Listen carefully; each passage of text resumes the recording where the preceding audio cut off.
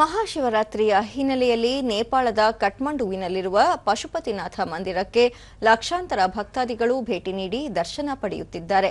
Nepal, Bharat, Bhutan, Bangladesh, Myanmar ಮತ್ತು ಇತರ ದೇಶಗಳ ವಿವಿಧ ಭಾಗಗಳಿಂದ ಭಕ್ತರು, ಸಂತರು ಮತ್ತು ಸಂದರ್ಶಕರು ಪಶುಪತಿನಾಥ ದೇವಾಲಯಕ್ಕೆ ಭೇಟಿ ನೀಡುತ್ತಿದ್ದಾರೆ. ಮಹಾಶಿವರಾತ್ರಿಯು ಹಿಂದೂ ಧರ್ಮದಲ್ಲಿ ಅಪಾರ ಧಾರ್ಮಿಕ ಮಹತ್ವವನ್ನು ಹೊಂದಿದೆ.